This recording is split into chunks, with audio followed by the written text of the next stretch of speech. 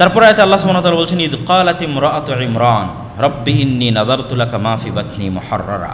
এখানে একজন রাসূলের মায়ের জন্মের ঘটনা বর্ণনা করা হচ্ছে।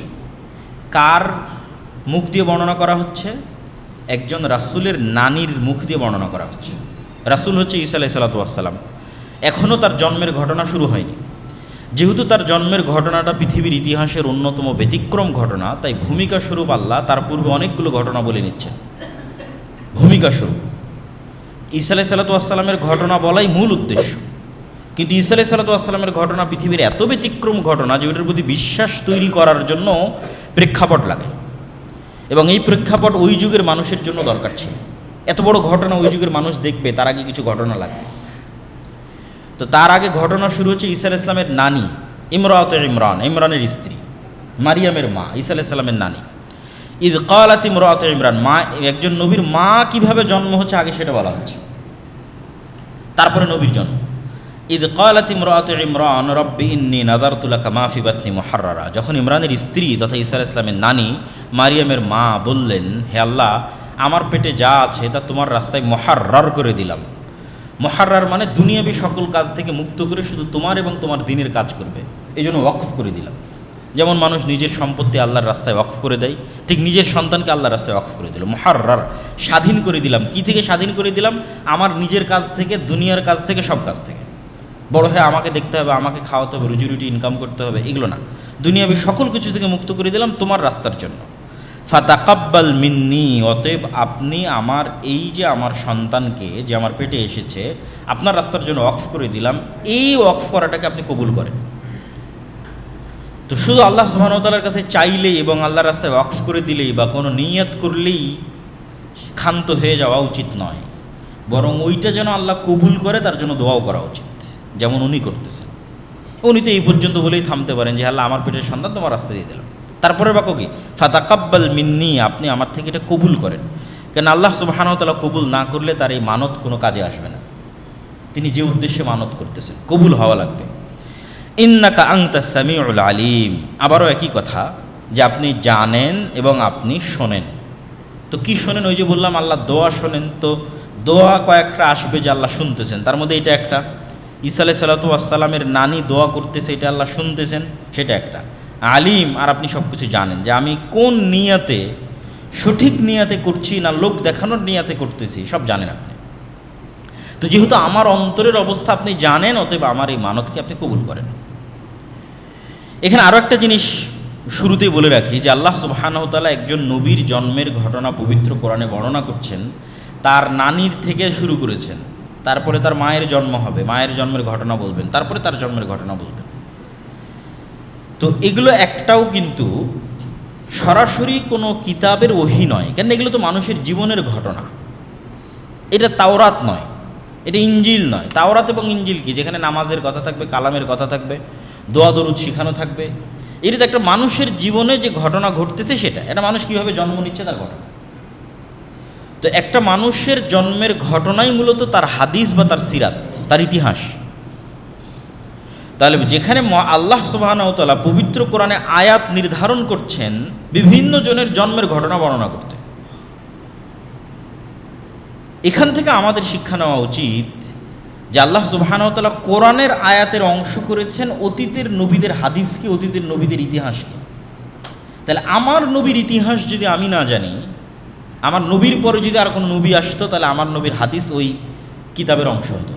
কিন্তু আমার নবীর পরে তার কোনো নবী আসবে না, ফলত পরবর্তী কোনো কিতাবের অংশ হওয়ার সুযোগ পায়নি। কে সুযোগ পায়নি পরবর্তী কিতাবের অংশ হওয়ার? সহিহ বুখারী সুযোগ পায়নি, সহিহ মুসলিম সুযোগ পায়নি। মানে বুখারী এবং মুসলিমে যে হাদিস আছে, এই হাদিসগুলো পরবর্তীতে কোনো আসমানি কিতাব আসলে সেই আসমানি কিতাবগুলোর আয়াত হতো। যেমন ঈসা এবং মারিয়ামের জন্মের ঘটনা কোরআনের আয়াত হয়েছে। ফলত রাসূল সাল্লাল্লাহু আলাইহি ওয়াসাল্লামেরও ইতিহাস এবং সিরাত জানা এবং হাদিস জানার গুরুত্ব আছে।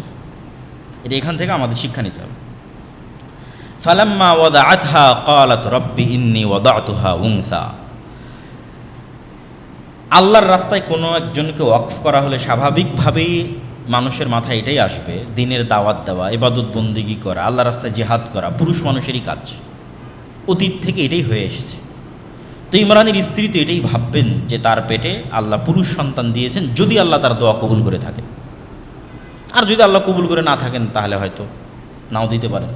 ফালাম্মা ওয়াদাআতহা ক্বালাত রাব্বি ইন্নী ওয়াদাতুহা উনসা, কিন্তু যখন উনি বাচ্চা প্রসব করলেন, ঈসা আলাইহিস সালামের নানি যখন তার মাকে জন্ম দিলেন, তখন তিনি দেখলেন যে তিনি কন্যা সন্তান প্রসব করেছেন।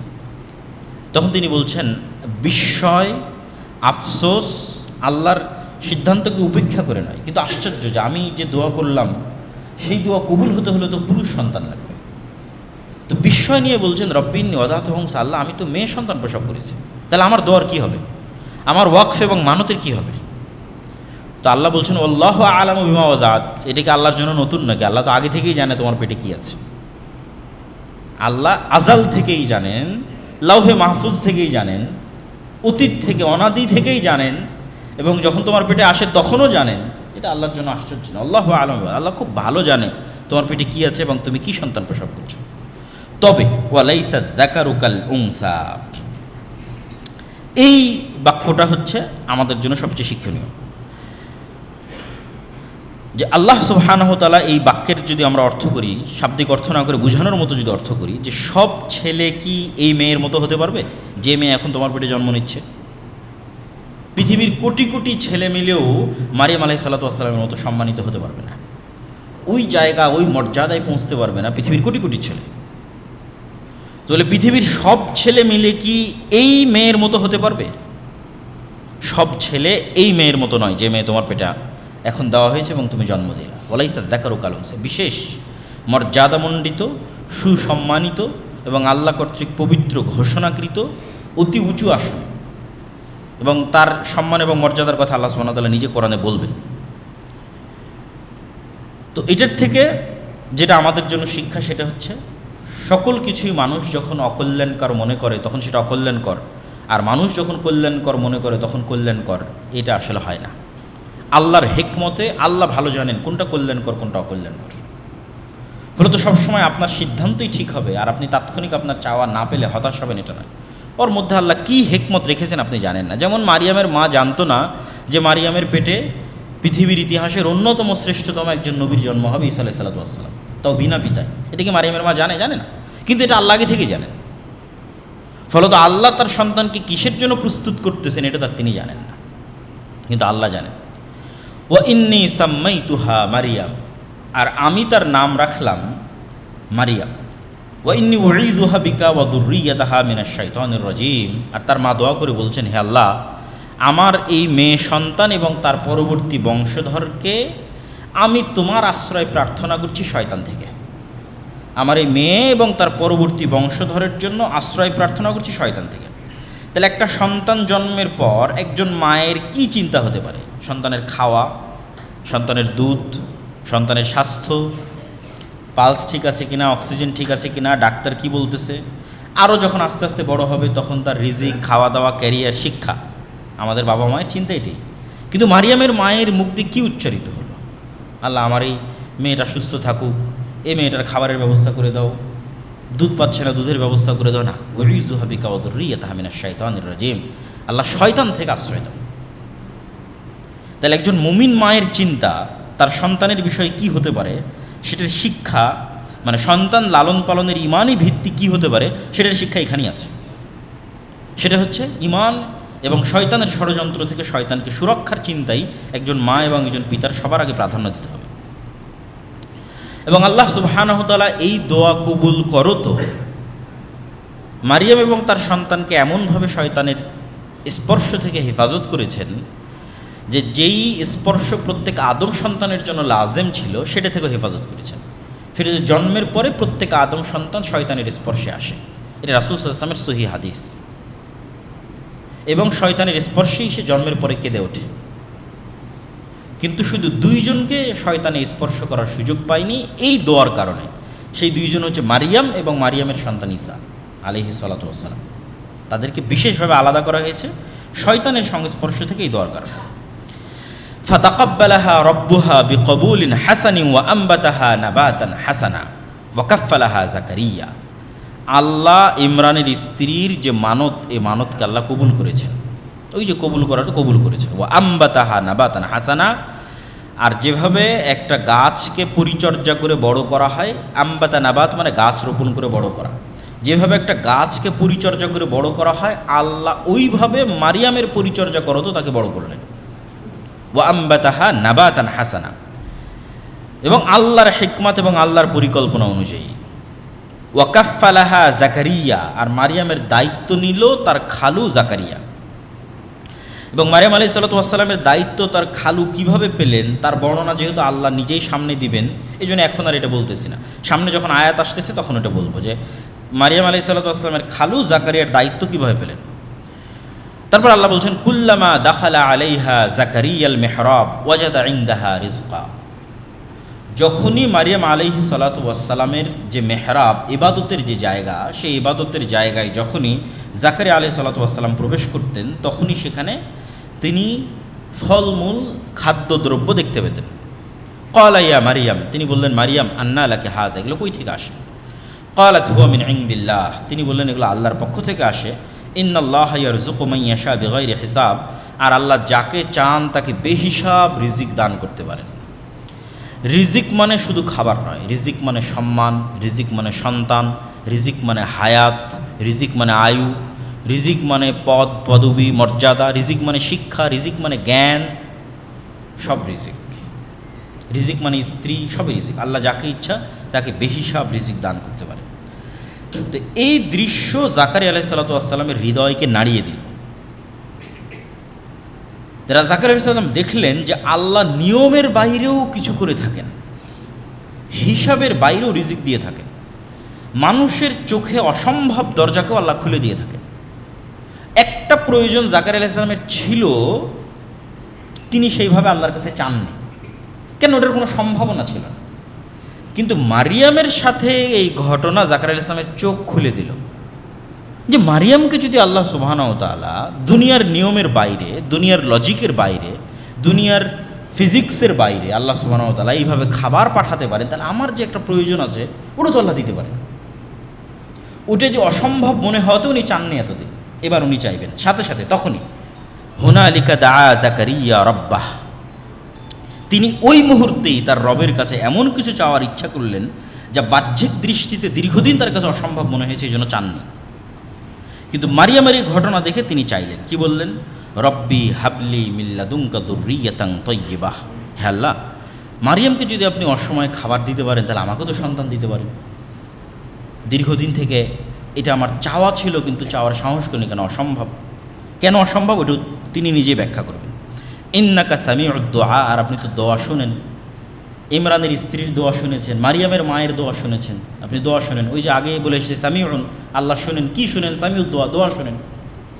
আল্লাহ সর্বশ্রোতা, মানুষের দোয়া শুনেন। এখানে এই আয়াত থেকে দুটো পয়েন্ট আমাদের বের করতে হবে। একটা পয়েন্ট হচ্ছে আল্লাহ যখনই কাউকে সন্তান দেওয়া বা সন্তান চাওয়ার কথা উল্লেখ করেছেন, তখন তার যে গুণের কথা বলেছেন সেটা ওয়াহাবা ইয়াহিবু, ওয়াহাব। আল্লাহ সুবহানাহু তাআলা দয়ালু, ওয়াহাব মানেও আল্লাহ দয়ালু, আল্লাহ দেন। রহমান মানেও দয়ালু, রহিম মানেও দয়ালু। কিন্তু ওয়াহাবের যেটা দেওয়া সেটা হচ্ছে না চাইতেই, অথবা বিনিময় ছাড়াই, অথবা অসম্ভব কিছু, অথবা সে হকদার নয়, অথবা সে যোগ্য নয়, তারপরেও আল্লাহ সুবহানাহু ওয়া তাআলা নিজের দয়ায় দিয়ে দেন, এটাকে বলে ওয়াহাব। হ্যাঁ, আপনি দিতে পারেন, আমাকে দেন। আরেকটা কি এখান থেকে? তয়্যিবাহ, পবিত্র বংশধর দেন। তিনি তো শুধু সন্তান চাইতে পারতেন, কিন্তু তিনি চাইলেন পবিত্র বংশধর, পবিত্র সন্তান।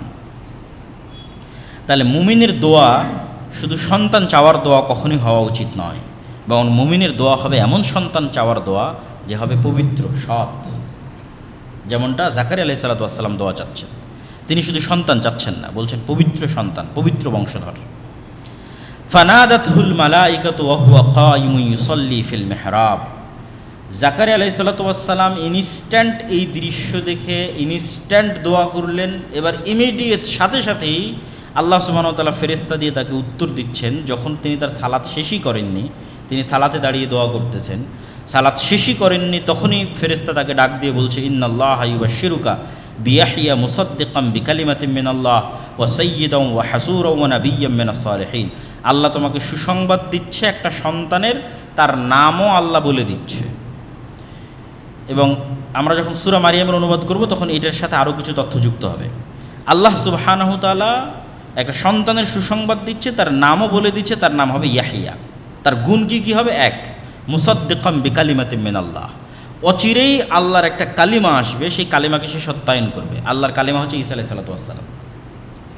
আল্লাহর এই কালিমার উপর প্রথম ঈমান আনয়নকারী হচ্ছে ইয়াহিয়া আলাইহিস সালাতু ওয়াস সালাম। মানে মারিয়ামের পবিত্রতা এবং মারিয়ামের সন্তানের নবুয়তের উপর প্রথম ঈমান আনয়নকারী ইয়াহিয়া। এটা আল্লাহ আগেই বলে দিচ্ছেন, সে মুসাদ্দিকাম বিকালিমাতিন মিনাল্লাহ, আল্লাহর একটা কালেমা অচিরেই আসবে, সেই কালেমার সে সত্যায়নকারী হবে। ওয়া সাইয়্যিদান, সে নেতা হবে। ওয়া হাসুরান, হাসুর মানে ধৈর্যশীল, ধৈর্যের সর্বোচ্চ চূড়ায় পৌঁছলে হাসুর বলা হয়। ধৈর্যের সর্বোচ্চ চূড়া কি হতে পারে? সেটা হচ্ছে হাসুর। এবং এত সর্বোচ্চ ধৈর্য যে বিভিন্ন ইতিহাস গ্রন্থে, তাফসির গ্রন্থে, বাইবেল, তাওরাত, বিভিন্ন সব জায়গায় বর্ণিত হয়েছে যে ইয়াহইয়া আলাইহিস সালাতু ওয়াস সালামের সর্বোচ্চ ধৈর্য ধারণের স্তরে তিনি যেটা পৌঁছেছিলেন, তার একটা স্তর হচ্ছে মানুষের যৌন কামনার উপর ধৈর্য ধারণ। ফলত তার কখনো কোনো স্ত্রী গ্রহণ বা নারী সংস্পর্শ গ্রহণের কখনো প্রয়োজনই হয়নি। তিনি ধৈর্যের এত সর্বোচ্চ স্তরে পৌঁছে গেছিলেন। ওয়া নাবিয়্যাম মিনাস সালিহিন, তিনি সর্বোচ্চ স্তরের ধৈর্য ধারণকারী হবেন, নবী হবেন, সৎ কর্মশীল বান্দাদের অন্তর্ভুক্ত হবেন। এতগুলো গুণ আল্লাহ সুবহানাহু ওয়া তাআলা ইয়াহিয়ার জন্য বললেন। কোন ইয়াহিয়া? যে জাকারিয়া এখন মারিয়ামের খালু, যিনি এখন তার সন্তানের জন্য দোয়া করছেন, তার যে সন্তান হবে তার গুণ বলছেন। তা আল্লাহ সুবহানাহু ওয়া তাআলার এই ভবিষ্যৎবাণী শোনার পর জাকারিয়া আলাইহিস সালাতু ওয়াস সালাম বিশ্বাস করতেন যে আল্লাহ তাকে চাইলে সন্তান দিতে পারে, কিন্তু সত্যি সত্যি আল্লাহ তাকে সন্তান দিয়ে দিবেন এত বড় আশা উনি করেননি। আর এত দ্রুত আল্লাহ তার দোয়া কবুল করবেন, এটা যেন মেঘ না চাইতে বৃষ্টির মতো। তাই তিনি আনন্দের আতিশয্যে বিস্ময়ে আল্লাহকে বলছেন, রব্বি আন্না ইয়াকুনু লি গোলাম, অস্বীকার করে নয়, বিস্ময় যে আল্লাহ আমার কেমনে সন্তান হতে পারে। ওয়াকাদ বালাগানিয়াল কিবার, আমি তো বৃদ্ধ হয়ে গেছি। ওয়া ইমরাআতি আকির, আমার স্ত্রী বন্ধা। সন্তান হওয়ার কোনো দুনিয়াবি লজিক নাই। পৃথিবীতে সন্তান প্রজননের যে নিয়ম, সেই নিয়মের মধ্যে আমার এবং আমার স্ত্রীর সাধ্য নাই। ক্বালা কাযালিকা আল্লাহু ইয়াফআলু মা ইয়াশা, আল্লাহ বললেন যে আল্লাহ এভাবেই যা ইচ্ছা তাই সৃষ্টি করতে পারেন। পৃথিবীতে সন্তান প্রজননের নিয়মও আল্লাহর সৃষ্টি। আর এই সন্তান প্রজননের নিয়মের বাইরেই আল্লাহ সবার আগে আদমকে সৃষ্টি করেছে। আর এই সন্তান প্রজননের নিয়মের বাইরেই আল্লাহ আদমের স্ত্রী হাওয়াকে সৃষ্টি করেছে। তাহলে আল্লাহর জন্য নিয়ম নয়, কেন নিয়ম তো আল্লাহই তৈরি করেছে। ওয়া কাযালিকা আল্লাহু ইয়াফআলু মা ইয়াশা। আর এই ঘটনাই পরবর্তীতে ঈসা আলাইহিস সালাতু ওয়াস সালামের অলৌকিক জন্মের উপর ঈমান আনার জন্য জাকারিয়া এবং ইয়াহিয়াকে সহযোগিতা করবে। আমি বললাম না যে এতগুলো ঘটনা বর্ণনা হচ্ছে একটা প্রেক্ষাপট তৈরি করার জন্য, কেননা সবচেয়ে ভয়ঙ্কর ঘটনা তো সামনে আসতেছে, সেটার প্রেক্ষাপট তৈরি হচ্ছে।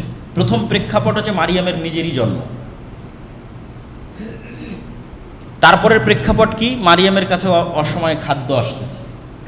তারপরে প্রেক্ষাপট কি? জাকারিয়া দোয়া করলেন, সাথে সাথে দোয়া কবুল হয়ে গেল। জাকারিয়া নিজে বৃদ্ধ, তার স্ত্রী বন্ধা, তারপরেও তাদের সন্তান হবে। এগুলোর দ্বারা একটা প্রেক্ষাপট তৈরি হচ্ছে যেন এরা অন্তত ঈমান আনয়ন করতে পারে যখন ঈসা আলাইহিস সালামের জন্ম হবে। এবং যখন ঈসা আলাইহিস সালামের জন্ম হবে তখন এনারাই প্রথম ঈমান আনয়ন করবেন, জাকারিয়া এবং ইয়াহিয়া। কেন? অলরেডি তারা এক্সপ্লোর করেছে যে আল্লাহ পারে, তার নিজের জীবনে এক্সপ্লোর করেছে। ক্বালা রাব্বি জাআললি আয়া, হে আল্লাহ এত বড় ব্যতিক্রম ঘটনা ঘটবে এর একটা নিদর্শন দেন। বিশ্বাস হচ্ছে না, কেমনে বিশ্বাস করবো যে কখন আমার স্ত্রী গর্ভধারণ হচ্ছে? ক্বালা আয়াতুকা আল্লা তুকাল্লিমান নাসা সালাসা, তোমার জন্য নিদর্শন হচ্ছে, চিহ্ন হচ্ছে টানা 3 দিন তোমার মুখ বন্ধ থাকবে, কোনো কথাই মুখ দিয়ে বের হবে না। শুধু কি বের হবে? ওয়াযকুর রাব্বাকা কাসীরান ওয়াসাব্বিহ বিল আশিয়্যি ওয়াল ইবকার, শুধু সকাল সন্ধ্যায় তাসবিহ হবে আর সবসময় আল্লাহর জিকির হবে। 3 দিন পারলে আল্লাহর জিকির করো, না পারলে মুখে তালা দিয়ে রাখো। মুখে তালা থাকবে, মানুষের সাথে কোনো কথা হবে না, যদি মানুষের সাথে খুব জরুরি প্রয়োজন হয় ইশারায়, কিন্তু মুখ খোলা যাবে না। আর মুখ যদি খোলে তাহলে আস্তাগফিরুল্লাহ, আলহামদুলিল্লাহ, লা ইলাহা ইল্লাল্লাহ, লা ইলাহা ইল্লাল্লাহ ওয়াহদাহু লা শারীকা লাহু লাহুল মুলকু ওয়া লাহুল হামদু ওয়া হুয়া আলা কুল্লি শাইইন কাদির, সুবহানাল্লাহি ওয়া বিহামদিহি সুবহানাল্লাহিল আযীম, এগুলো জিকির, আজকার, তাসবিহ, তাহলিল। তা মহান আল্লাহ সুবহানাহু ওয়া তাআলার এই নির্দেশ কি প্রমাণ করে? যে 3 দিন তিনি মানুষের সাথে যাবতীয় কথা বন্ধ রাখা, মাত্রাতিরিক্ত জিকির এবং সকাল সন্ধ্যা তাসবিহ পাঠের বরকতেই মহান আল্লাহ অসম্ভবকে সম্ভব করে দিবেন। আল্লাহু আকবার। আর এই 3 দিনের মধ্যেই তার স্ত্রী গর্ভবতী হবেন। মানুষ যদি জীবনে বড় কিছু অর্জন করতে চায়, তাহলে অতিরিক্ত জিকির এবং সকাল সন্ধ্যার তাসবিহ পাঠের কোনো বিকল্প নেই। আল্লাহ জাকারিয়ার জন্য এত বড় অসম্ভবকে সম্ভব করে দিচ্ছেন, অপ্রয়োজনীয় কথা বন্ধ, জিকির, আজকার এবং সকাল সন্ধ্যার তাসবিহ। তো আপনার জীবনেরও অনেক অসম্ভব আল্লাহ সম্ভব করে দিতে পারে জিকির দিয়ে, অনেক অসম্ভবকে আল্লাহ সম্ভব করে দিতে পারে সকাল সন্ধ্যার তাসবিহ দিয়ে। এর চেয়ে শক্তিশালী এবং এর চেয়ে পাওয়ারফুল অন্তত বর্তমান পৃথিবীতে কিছু নাই সকাল সন্ধ্যার জিকিরের চাইতে। আর সর্বশ্রেষ্ঠ জিকির পবিত্র কোরআন। ওয়াইদ ক্বালাতিল মালাইকাতু ইয়া মারইয়াম ইন্নাল্লাহা আসতাফাকি ওয়া তাহহারাকি ওয়াসতাফাকি আলা নিসাইল আলামিন।